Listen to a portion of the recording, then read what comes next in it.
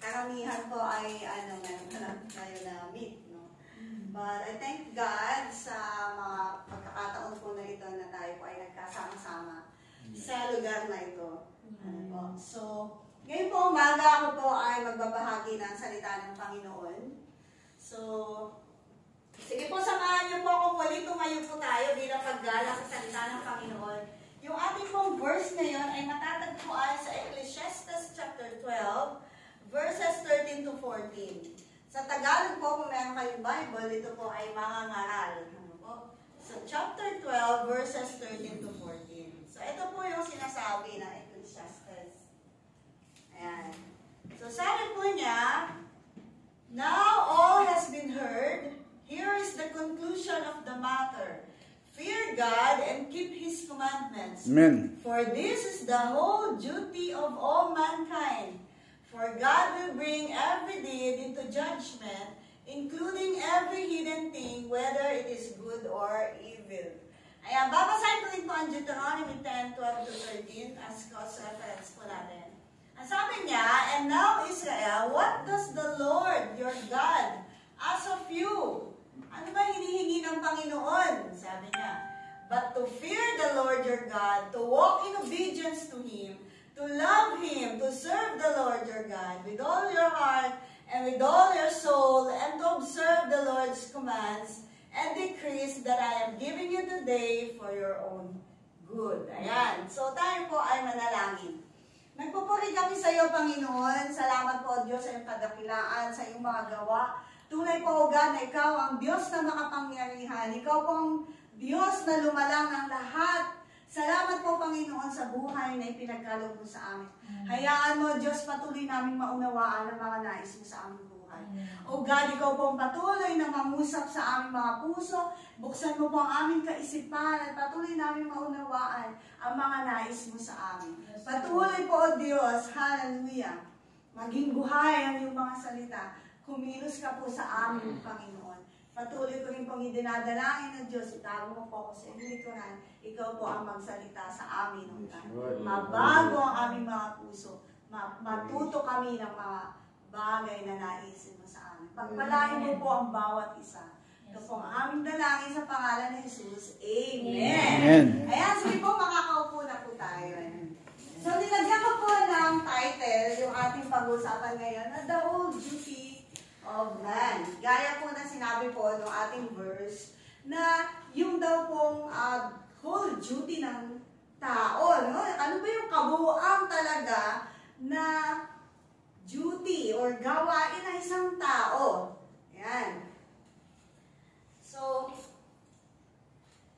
sabi nga po, napakalinaw po ng pagkakabanggit niya dito, no? Na yung whole duty ng isang tao.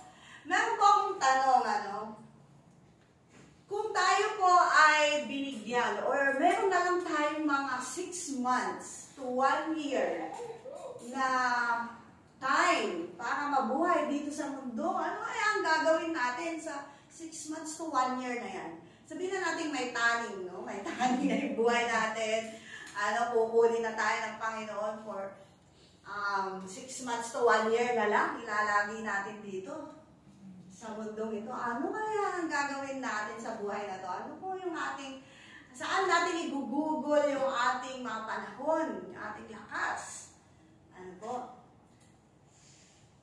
So, meron pong isang kapatiran, kwento ko lang po, meron pong isang kapatiran dun sa church sa Pilipinas, the same church po natin, Faith Philippines. Ang pangalan po niya ay si Brother June. Alam niyo po, nung ako po ay umuwi doon at na-meet ko siya, meron na lang siyang 6 months na may taning na kasi meron po siyang cancer. So sabi ng doktor, 6 months na lang ang ilalagi niya dito sa mundo. So yung pong 6 months na yun, nagkaroon po siya ng pagkakataon na makakilala sa Panginoon. Ano po, nabahagi na siya ng salita ng Diyos and he accepted the Lord Jesus as his Lord and Savior. So ngayon po, yung 6 months po na yun, sabi niya, dahil nga po nakwento niya sa amin na meron siyang cancer, ang sabi niya, yung 6 months niya na yun, ay gusto niya ibigay sa paglilingkod sa Panginoon. Kaya po, habang binibilang na, pinagpe-pray po namin siya, pinagpe-pray namin siya, yung kanyang sakit, so patuloy pa rin po siya sa chemotherapy, gano'n.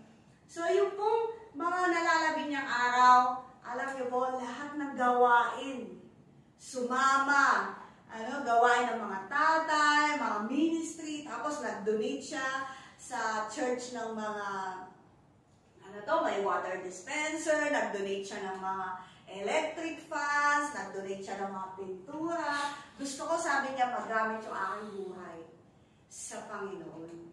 Ang sabi niya. So, wala po siyang sinayang na bawat sandali sa kanyang buhay, pinagamit niya po yun sa Panginoon. So, I think, tama po yung kanyang ginawa. Siguro kung tayo yun, magpapakabait na tayo ng todo, di ba? Papatawarin na natin yung mga may sa atin, yung mga may kasamaan natin loob, mga kaaway natin, siguro maglilinis na tayo. Kasi, yun na lang, 6 months na lang yung ating ititira.